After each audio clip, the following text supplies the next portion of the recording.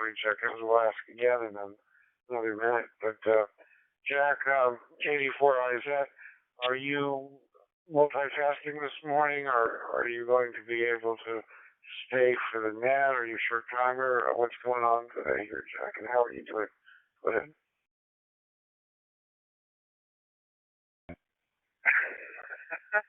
That's complicated. But I'm always multitasking.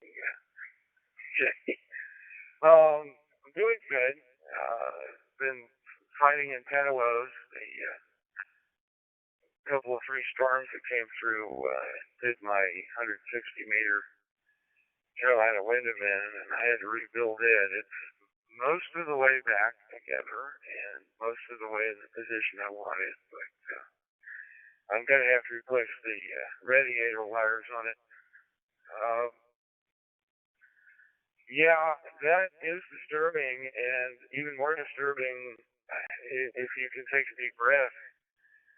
You might want to look up a recent interview that Rachel Maddow did with the editor of the Red Book.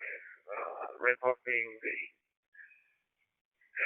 Manual of Pediatric Infectious Disease. It's really a kind of a Harriet Lane handbook kind of thing. It's very, very complete. And anyway, he's in Alabama, and he was talking with Rachel about the problems there, and it is desperate. They've got ambulances backed up. They can't go out and pick up heart attack people. They've had heart attack victims die and stroke victims die because they're not getting medical care fast enough because they've got patients sitting in ambulances being cared for by the EMT teams, and it's bloody mess, and it's only going to get worse. So you're not quite at ground zero. They're in Florida, but pretty close. So.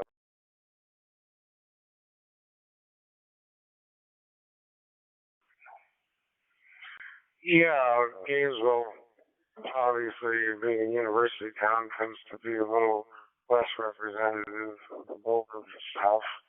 And here in South Florida, it seems with all the seniors here being protected, it's also not representative. Interesting that you bring up Alabama and the governor, of course, there, and we'll save a lot of this discussion for the net, has been very adamant in her opinions, slightly in a positive way of what needs to be done. But, you know, they share a border with Florida, in the Panhandle, and Andy, our member who's having all this frustration, is along within a few miles of the I-10 corridor, which extends east to the Atlantic Ocean from Alabama and from the Panhandle. The characteristics of that entire strip, all the way through North Florida to the ocean and to Southeast Georgia, are the same. So what's happening in Alabama is likely to happen in that area of Florida and Georgia as well. Over. Yeah, right to that, and we'll leave the rest of this discussion. I'm going to run eggs find Susie for a minute, and I don't think she can join me today, but we're both triple tasking around the house, getting things done. I've been trying to properly reprogram one of my HTs. These are HD. Haven't used it a lot lately, but I've got it set up for MCOM, and of course our local MCOM stuff is all Easter based, so I need to have it. Anyway, I'll be back in a few minutes to join in. KD4IZ.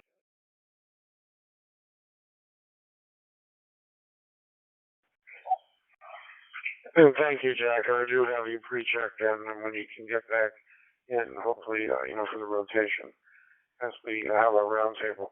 Are there any other stations here? We're getting ready for the Medical Image Radio Council Digital VoiceNet in just a moment.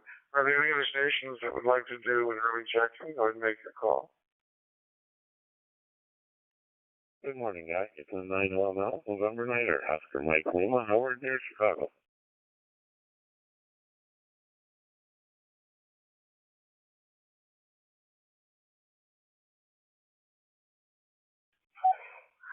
Good morning, Howard. Thank you for joining us again today. And so far, there's five of us. I'm not exactly sure if we're losing momentum here, if we're just getting COVID exhaustion as of that, and we may pick up some other topics that might be more engaging.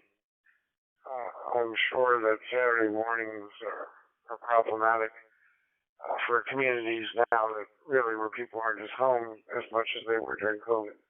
For that, they're probably out doing other things.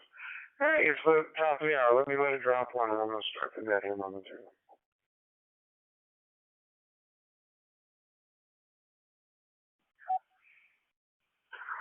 This is AA4FL, and welcome to the digital voice net of the Medical Image Radio Council. I'm your net control for this session, and the purpose of the Marco Digital Voice Net is to provide a discussion forum for current medical events and issues. And we'll act as topic presenters, are members, but you don't have to be a member to participate. All stations, national and international, are welcome to join the net and participate in the discussion. I'm going to drop one here.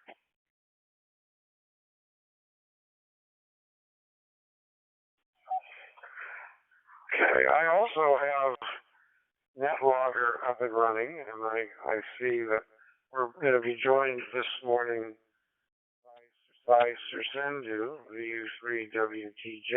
So we'll have check-ins in a minute for Sir Sendu, but I do have you already pre-checked in based upon that. We look forward to having your reports and discussions today and participation. And that meets every Saturday at 1500 UTC, although in some parts of the world it may not be Saturday. Through link repeaters throughout the region, and today we're operating here. Quandet Array, of course. I'm coming through a hotspot using Blue DV, and we can certainly come in with many different remotes. And thank you very much to the Quandet Array for making that transcoding possible. Are there any stations with emergency or priority traffic for the net? If so, please go ahead and make your call now.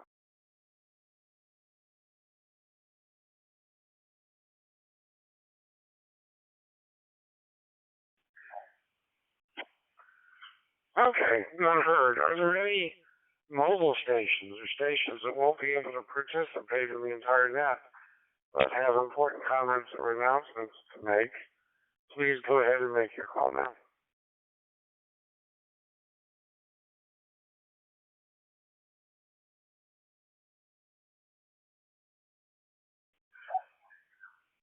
Okay, none heard. Once again, you don't have to be a Marco member to participate. You're welcome to listen and not be involved in the roundtable discussions, but it'd still be helpful to know if you're listening and check in and just let me know if it's for check-in only and just for listening purposes. We do have a YouTube link going for it. If you want to hear it through YouTube, or our server is usually running for the Medical Image Radio Council at marcoaudio.net. But we do have Hilton's YouTube link on NetLogger on the instant message window, and I'm sitting here and monitoring the window as we speak. I see Steve K3 FCT is joining us as well here. So we're checking the end, Steve. But make sure to let it drop every 2 minutes, and after you come back, somebody signs off. Give it a moment or two before you key up to get everything a chance to synchronize. Let it drop one.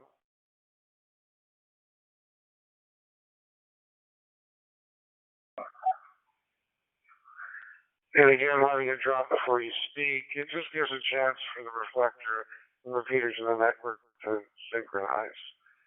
as net control, I'll acknowledge you as check-in when it's time to speak. At this time, are there any other check-ins? Go ahead and make your call now.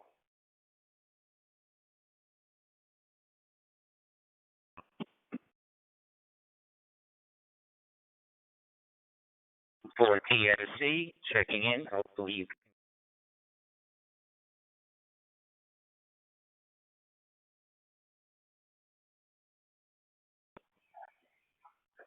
And for TSC, I do have you here, Jerry, but you're really dropping in and out. I'm getting just seconds before we lose you, so I'm not sure that participation is going to be very effective. Keep your transmissions very short until we're sure that technically everything's working for you. Are there any other check-ins? Go ahead and make your calls this time. W5CAE, Whiskey 5 Charlie Alpha Echo, Chris, monitoring only.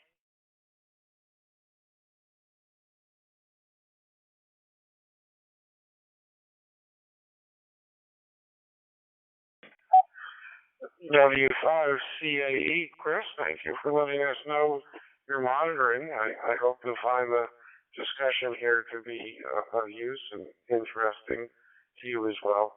Are there any other stations that would like to acknowledge their presence, even if you're not going to be participating in the roundtable discussion? Go ahead and make your call now.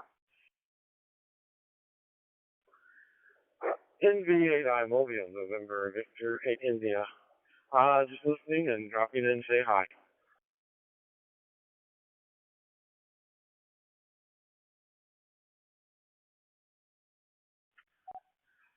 November Victor 8 India, thank you very much for checking in, and we again hope that you find the discussion on our net to be interesting. The Medical Amateur Radio Council is an international organization of hands that are also in the medical field in one way or another at all different levels, not just as providers, but also as support personnel. And we do have members that are just interested in the medical arts and not participants directly, but on the patient side. We do have engagement for everyone. Participate as much as you'd like, and if, even though you're monitoring, if you find that you have some questions towards the end of the roundtable, please don't hesitate to say so. Any other check-ins at this time? Go ahead.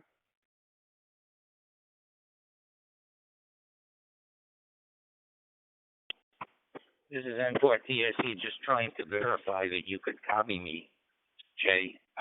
When I came back, I just heard silence. N4 TSC.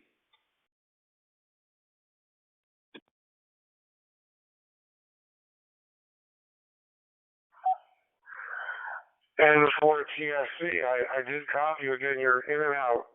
This last transmission, you were good for the entire transmission.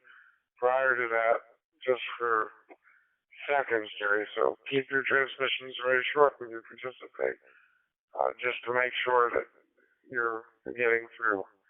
I do have you checked in. Any other check-ins? Go ahead and make your call this time.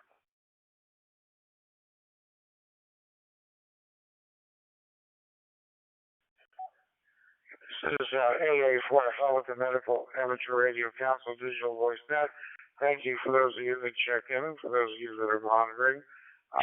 Again, we do use NetLogger, and if you download NetLogger, there's an instant message window on there, and Jack, KD4IZ, has posted an article, a link to an interview from one of the physicians in Alabama, a pediatrician, who I think Jack mentioned was in charge of the Red Book that tracks the pediatric infections, and there's a severe issue going on, extremely severe apparently, and of course Alabama is in dire need. I believe their ICU beds are in the negative right now. They're having to send them out of state, so perhaps we'll hear some more from those of you as we do our roundtable discussion. Let me let it drop one. N3IM.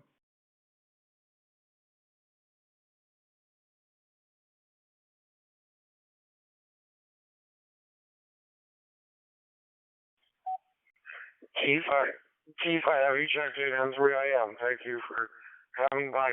Well, we have Sir Sendo here, and the time difference for him.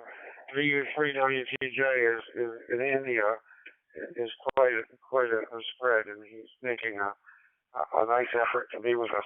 Sir Sendo, are you still here with us? And if so, would you please go ahead and we'll let you start off the discussion with your presentation.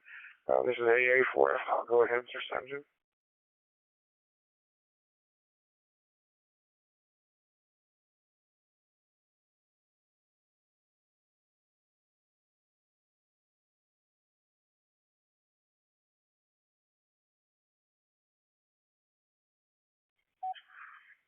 Okay, I'm not hearing Sir Sendo right now. I'll send him an instant message to ask if he's still here. But we do have another international perspective from Hilton. So I'm going to let Hilton go ahead and take the mic first. Go ahead, Hilton.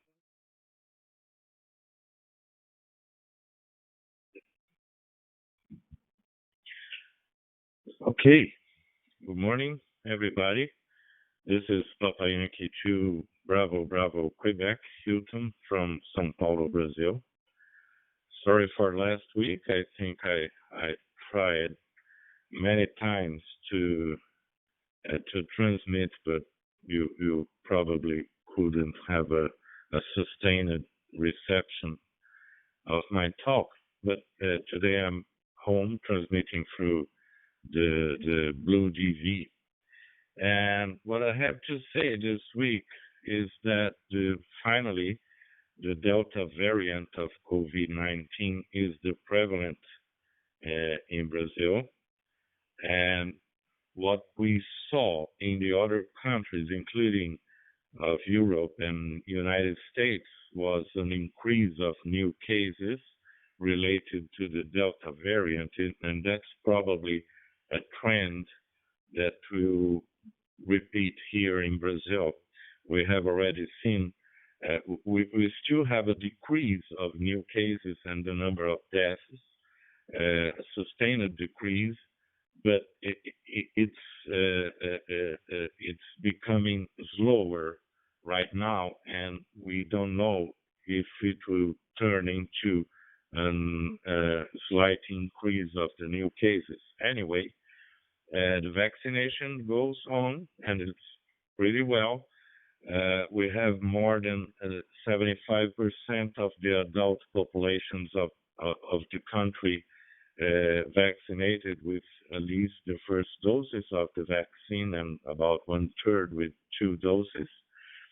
In my city, São Paulo, which is the most populated of the country, we have almost 100% of the adult population already vaccinated with the first doses. So we hope that it will be enough to hold the increase of new cases related to the Delta variant.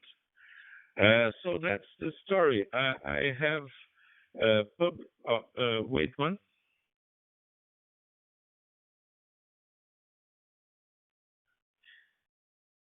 Okay, PY2BDQ and Marco DVNet. I have just put in the instant messenger the site of the Brazilian contest that will start today. That's the CVA DX contest. This weekend it will be on CW. It's the oldest ham radio contest in this country. It's more than 60 years old, and it became an international contest. So for those who are interested, that's the rules for the contest I just published. So back to the net control, JA4FL, PY2BBQ.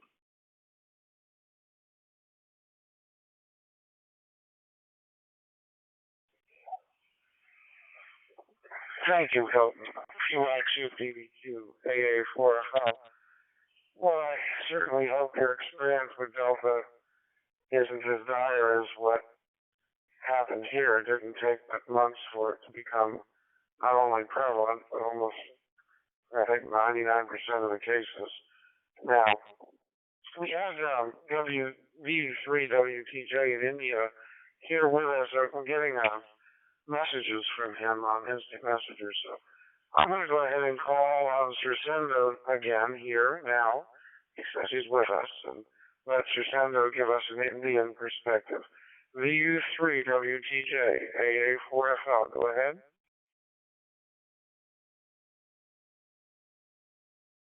QSL Alpha 4 Foxtrot Lima. This is VU3 Whiskey Tango Japan returning. Your signal is loud and clear. It's 5-9. I was just logged into the net. What is the discussion topic today is going on? Please tell me about that. Microphone back to you. Alpha 4 Foxtrot Lima. This is VU3 Whiskey Tango Japan. Over.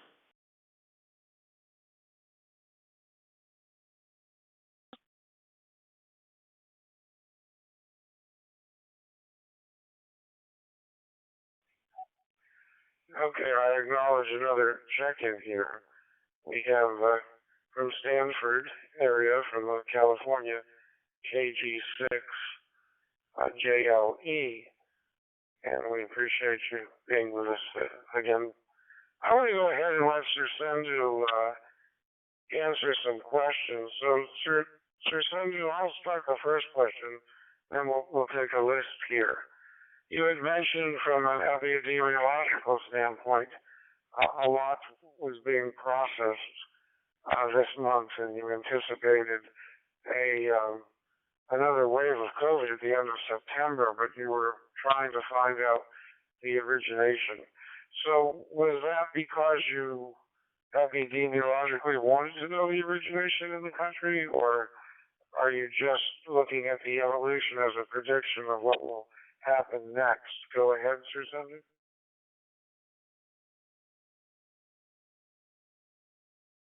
QSL Alpha 4 Foxtrot Lima. This is VU3 Whiskey Tango Japan returning. Yes, there is two things here. One is backtracking the origination of disease, and second thing is the prediction, which we can say is a disease modeling. The disease modeling that was used during in Africa also. So in disease modeling, we can just predict the expected amount of cases. But if we want to backtrack the origination of the disease, then the work is a little bit different from that. So our first target is to predict the approximated cases, because we have to we prepare ourselves in aspect of medicines and hospital facilities also. Microphone back to you, Alpha 4 Foxtrot Lima. This is VU3 Whiskey Tango Japan. Over. Mission, but I understand, and I know that you're in statistical analysis, and that's your specialty. I guess from memory, you're a maxillofacial surgeon, but your specialty is in analysis, statistical analysis. So we appreciate hearing that you're hard at work trying to crunch the numbers and get predictions to benefit your public. What are the conclusions that you've come up with about the next phase of COVID in India, and why are you making those predictions? Go ahead. Roger, Alpha 4 Foxtrot Lima. This is VU3 Whiskey Tango Japan returning. As per the prediction, there will be some rise in cases among below 18 years of age. That is predicted. And due to ongoing vaccination drive in India, it is expected that this time less number of people will get affected by COVID. Although there are some cases already got reported in two states of India, in Kerala and Maharashtra, but still it is not that much prominent. And as per the daily statistics, the daily reported cases are rapidly falling down. So let's see if we can say this thing by the end or mid of August. out only. So this is the thing from at the current situation. But main issue is the preparation in aspect of medicine and hospital facility and oxygen supply. That is a very big thing for us because our population is almost near about 150 crores. So that is a very big issue for any country. So microphone back to you, Alpha Alpha 4 Foxtrot Lima. This is VU3 Whiskey Tango Japan. Activities this morning, so is there a time where you can participate? Go ahead. Yes, I'm definitely here, and will be for the duration. As far as I know, I've got a couple of things going on, small things on the desk here that I'm going to keep my hands busy with, but not my brain. Go ahead.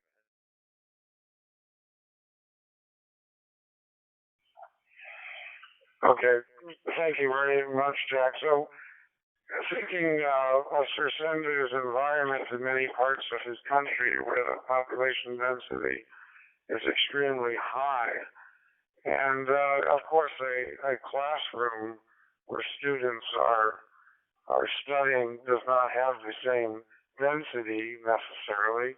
There is room to hopefully spread out somewhat, and hopefully with everyone wearing masks.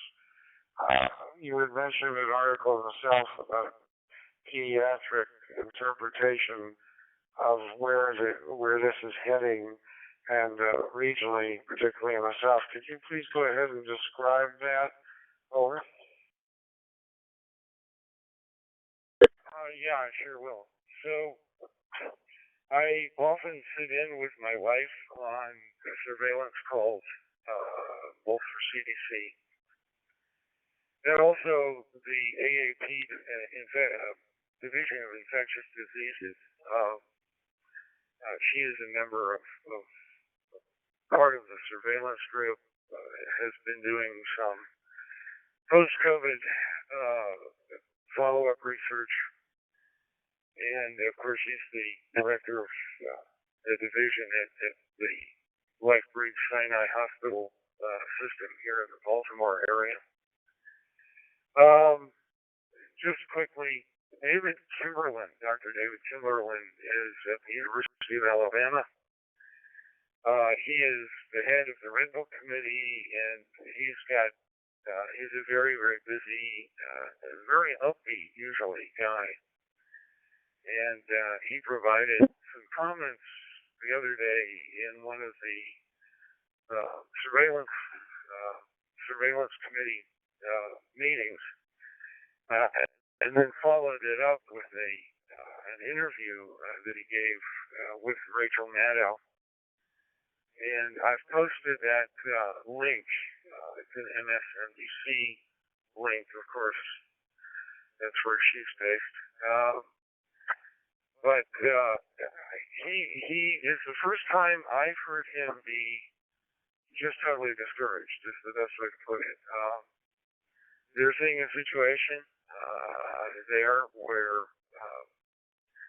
things are a mess. Let me drop it a second.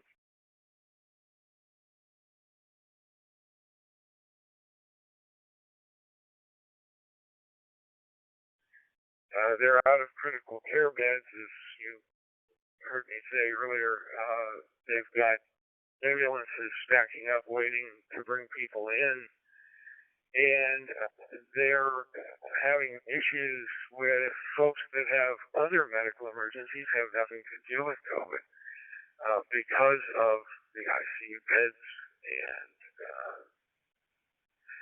the emergency clinics being overwhelmed, where strokes, heart attacks, and other urgent issues, MVA victims, can't get to the hospital and have passed away. And David addresses this in his interview.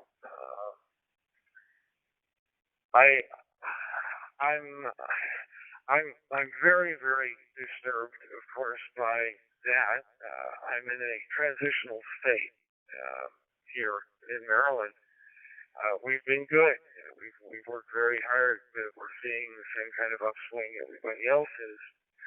And of course, we have It's that hard to get vaccinated folks, and we've got folks that aren't smart about masking. Fortunately, otherwise, we don't have some of the silliness that has gone on in other places. But it is not pretty. I'm not prepared with numbers at the moment. I know that the number of children being admitted is higher, much higher, and the morbidity is definitely higher, particularly with MIS-C and the respiratory stuff. So both lung and regular COVID is a problem.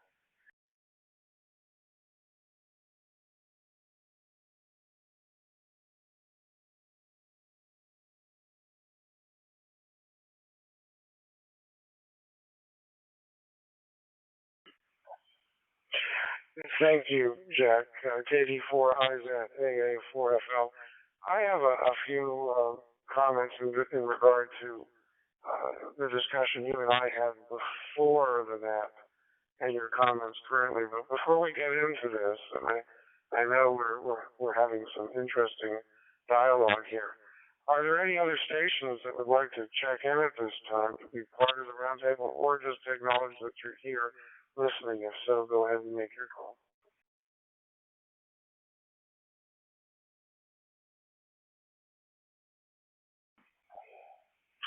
Okay. None heard. This is AA4FL Net Control for the Medical Image Radio Council Net.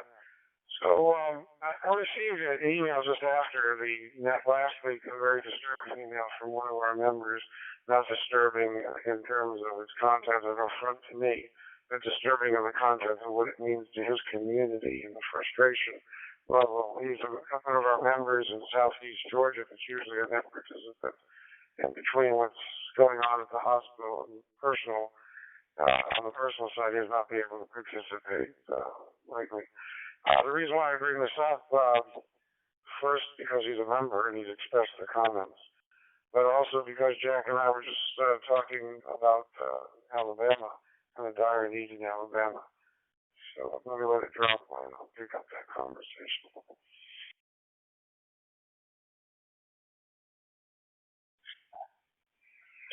Well, the reality is this email that came from Andy, he's probably about 350 miles east of the Alabama-Florida border.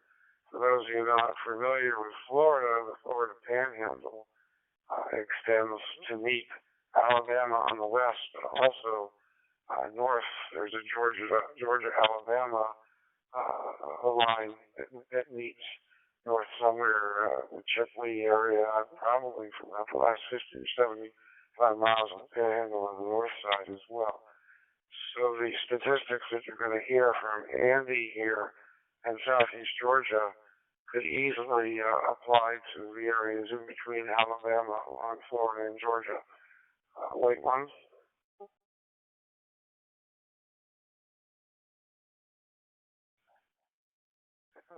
Florida as a state has quite a long distance north to south.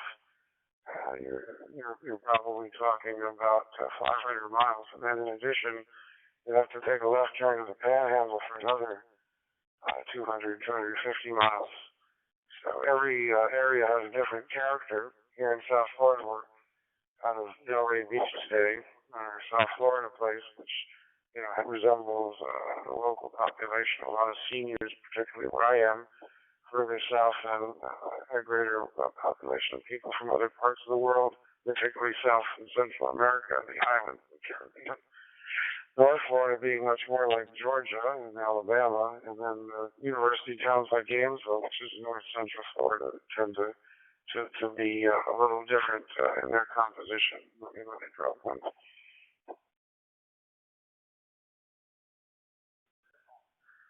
The point being, in relaying Andy's comments, he's been overwhelmed with COVID-19 patients. It doesn't matter where he is, the ER, urgent care, hospital. And for the week before last, he's working at a particular facility that has 4 times as many patients on his service than he's ever had. The worst week he's ever experienced in his entire career. He notes that the county he's working in is 27% vaccinated. They have many deaths daily, and all admitted patients are unvaccinated, according to Andy. He had to order 10 extra ventilators from the state, and there's only one of him in this particular facility since their pulmonologist had been out sick all week. You let it drop one.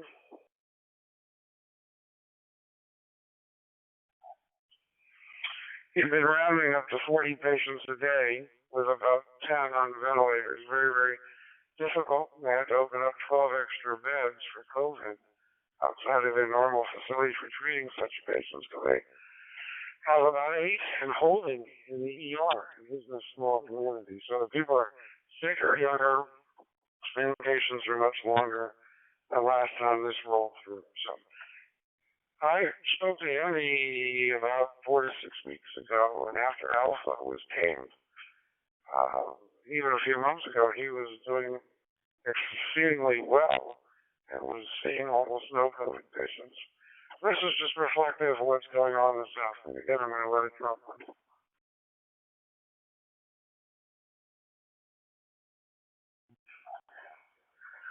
We had a station who was not a Marco member check in last week from southern Texas, 20 miles from the border, very frustrated, but frustrated from a different standpoint.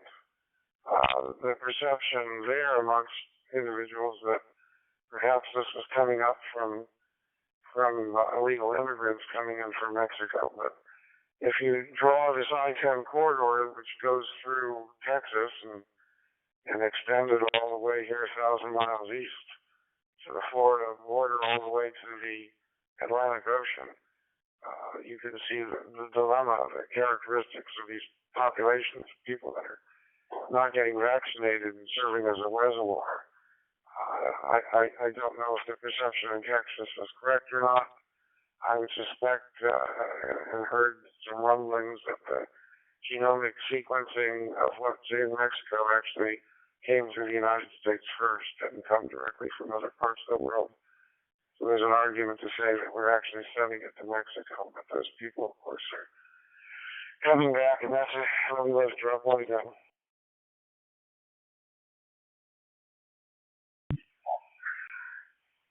And obviously, in comments, the Sirsendu talking about India and having that high density population, talking about now schools having a certain amount of density in the classroom, and talking about the Texas border where people are being held, which is obviously extremely high density population.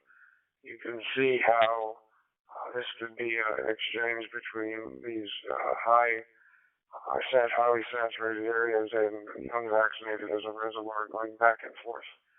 So I'm going to open it up for discussion on that and let you all pick up with it. But next on our list, who's not participated in the conversation yet, is WA1EXA. Go ahead, Mark.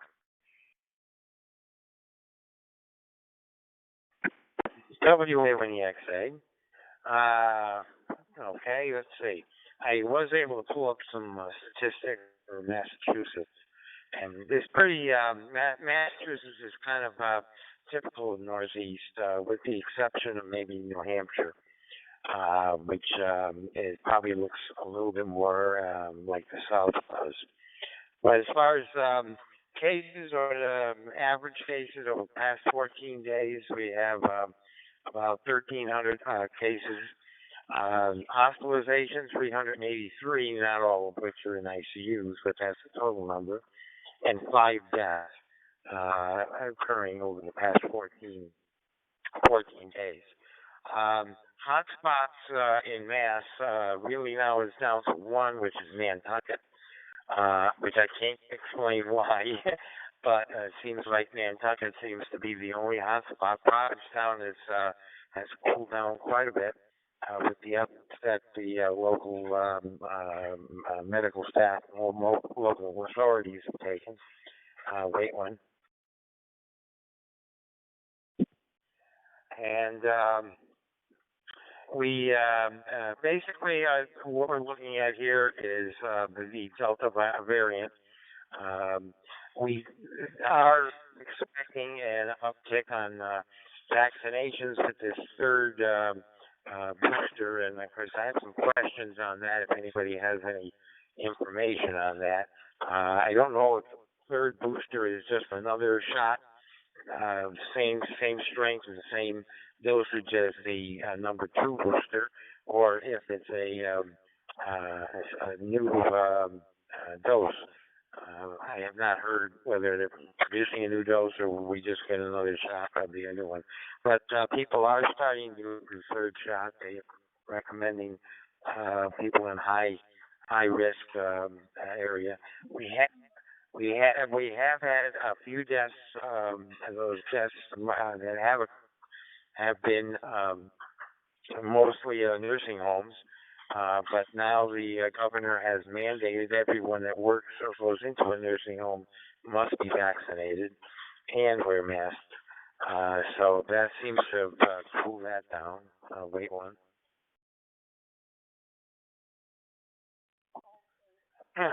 The governor also has mandated all state employees and all people that are working in state or go into state facilities must be vaccinated and wear masks. I don't know how they're going to enforce that, but that's what the mandate is. And most of the restaurants now are mandating masks unless you're eating. We're really not any big problems up here as far as compliance. We get pretty good compliance. There's very few anti-maskers or anti-vaxxers. There's some around. I mean, we got our percentage is probably not different than any other of the northeastern states, but we got pretty good coverage.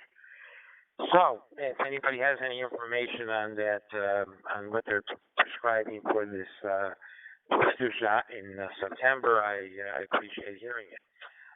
Back to you, WAVNEX.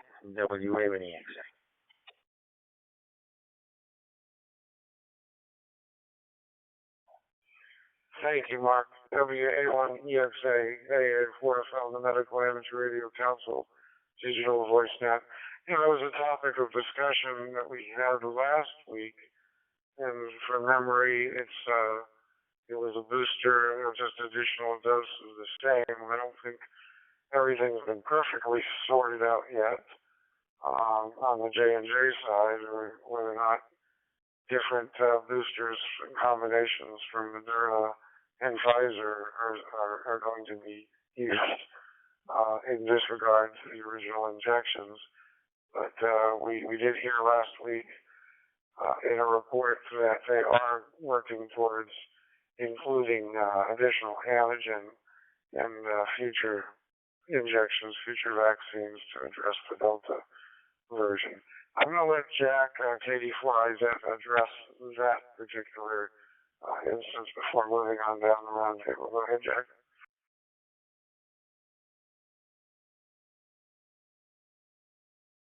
Yeah, okay, Jay. My best understanding now, based on some of the conferences I've been party to, is that yes, the RNA vaccines will have a Delta component. I do not have any details. I know one of the companies has publicly spoken about it. One of the companies the other company has been working on it all the way along. As far as the J&J vaccine, I really don't know. I know that there's other hiccups involved, and they're still trying to work some stuff out there. So that's the adenovirus-based vaccine. So we'll see how this plays out. From a scientific point of view, it's interesting. From a medical point of view, it's frustrating. We're going to have to sit on our hands and wait for stuff to hit before in September. But plan is the boosters will be enhanced over.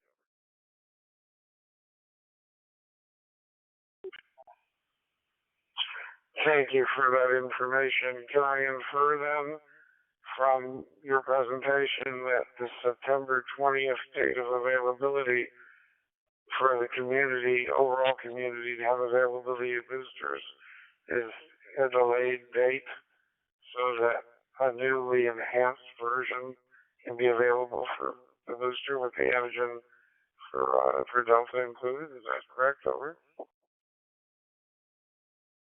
Um,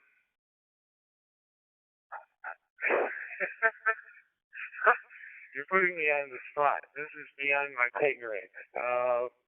The answer to the question is there is some supposition that that is the case.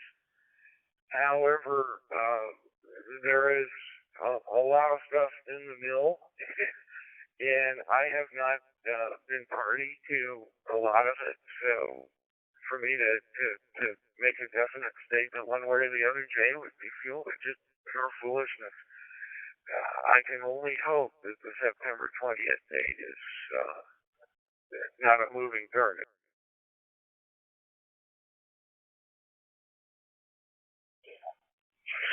Hey, forward to Medical Amateur Radio Council, Digital VoiceNet. So, Mark, I hope that helps to answer the question.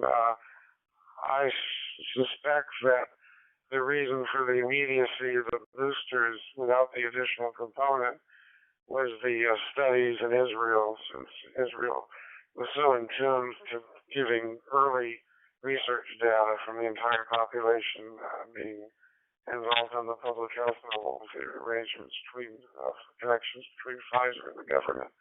The public health in Israel, as that data generated the need for the boosters for the immunocompromised. As far as the purpose and the announcement for September 20th, again, it's all conjecture. We don't really know.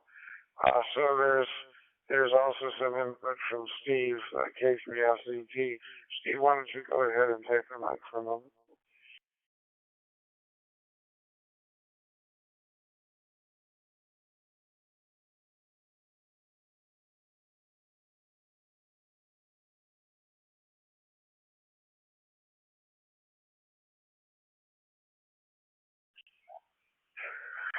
Okay, I wasn't copying Steve.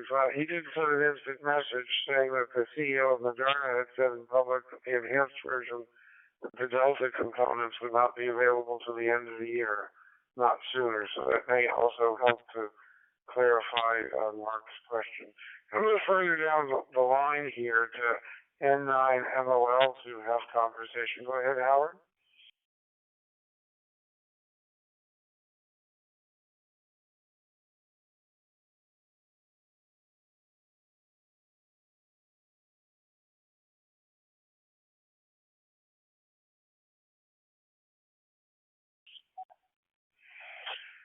Well, I certainly, I'm not hearing anything. I certainly hope that it's not technical on my side.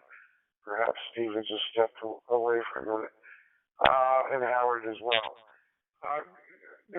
Jerry, let's see how you're doing from a technical standpoint. N4TSE, to keep it very short because of the dropping out. Go ahead.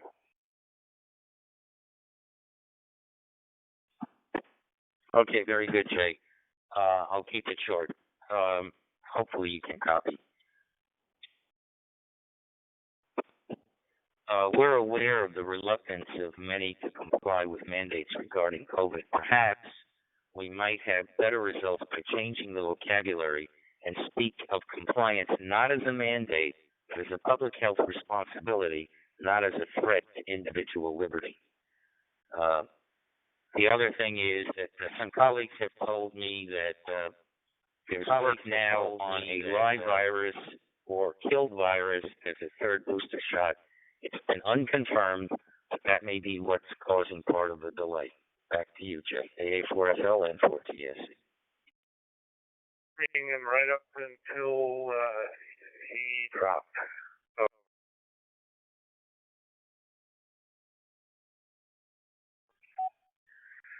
Okay, N4TSE, Jerry, AA4FL, if you're copying us now, you're dropping out very quickly. You're getting maybe 10 or 20 seconds in before you drop, and that's been confirmed by a few of us. I'm not sure technically what's happening there. Now, go down the list, Keith, M3IM. Go ahead, Keith.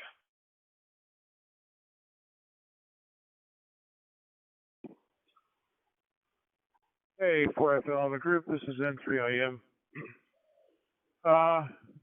Initially, N4TSC was breaking in and out, but I think this last transmission, I heard most of it. To get to the point, there was an article on August the 18th regarding Texas. They had 1,500 new cases of COVID released into southern Texas the first week of August. And there's been a total of 40,000 COVID positive illegals into American cities since beginning of COVID. These people are not able to be held by anybody. They can walk around in the average streets. They've been seen to be in restaurants without face coverings, coughing and sneezing, and testing positive for coronavirus. So there is somewhat of a problem related to the southern border in Texas.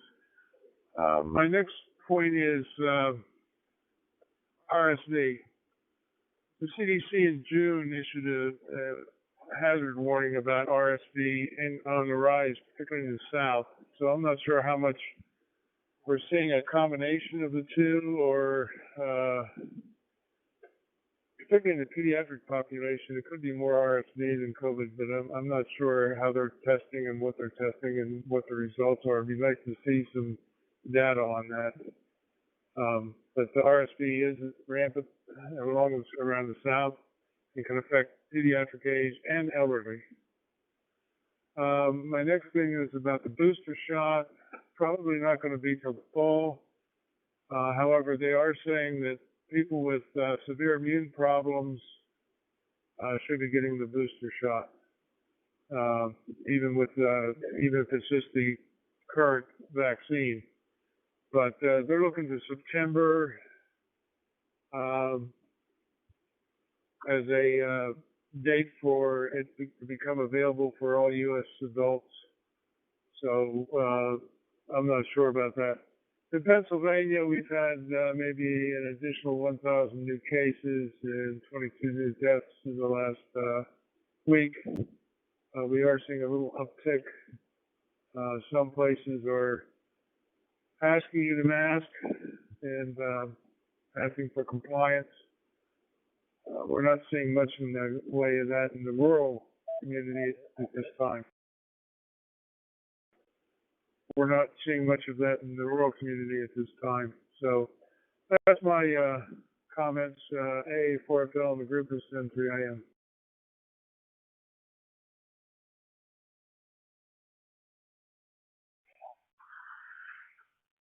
Thank you, Keith, and I appreciate you commenting on all different levels there. The southern border issue, I'm not sure how to assimilate that.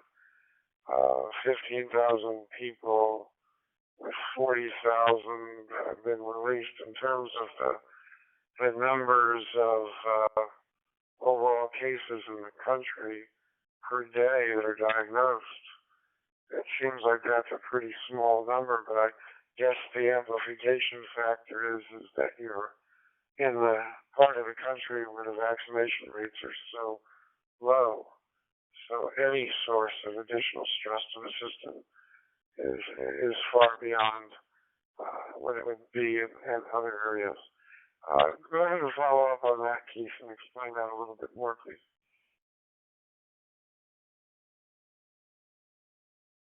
Well, I believe this is N3IM with AA4FL in the group. I believe the point being made is that they cannot hold COVID positive aliens or immigrants, and that they're being seen walking around the streets without face coverings, coughing, sneezing, and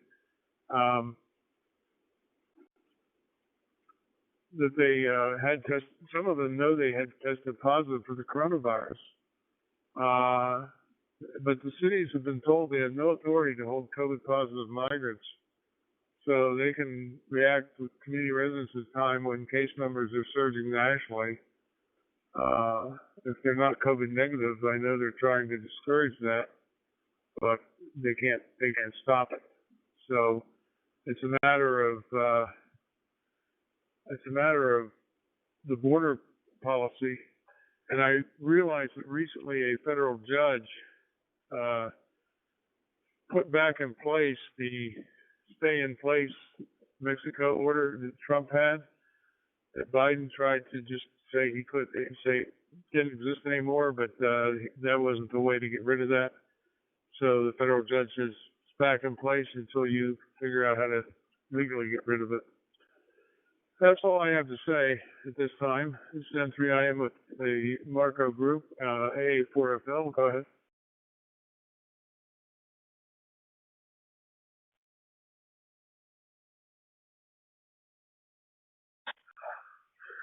Okay, thank you, Keith. I'll let Howard take the mic in just a second. We appreciate that. You know, it's very complicated, and you take from a public health standpoint, no matter who would be positive, there would be some sort of mechanism for addressing that. If they can't do it at the national level, perhaps the governor of that particular state can figure it out how to do it. Howard Dunnell, I see you're back with us. Go ahead, make your presentation. Hey, Doc, sorry about that. Did you get any of my comments, and how are you receiving it now, sir?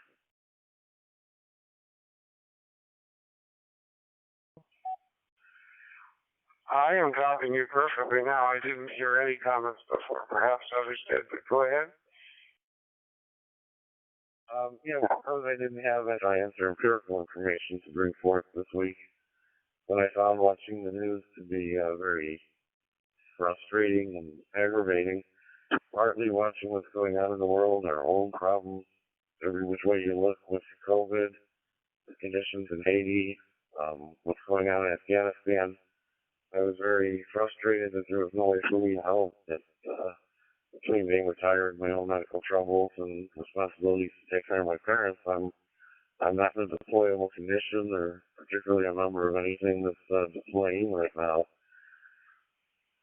What I was able to do with some of my friends that are vehemently opposed to complying with any kind of mandates is in discussion, totally acknowledging their right to liberty and their individual choice, but suggesting to them that the preamble of the Constitution includes a phrase to promote the general welfare and material blessings of liberty to ourselves and our posterity, and that occurs before the body of the Constitution, the main tenets, and well before the Bill of Rights and addendum to the Constitution, and that by choosing to comply with the best advice of science now, imperfect though it may be, and ever improving, we have empirical evidence that it absolutely makes a difference.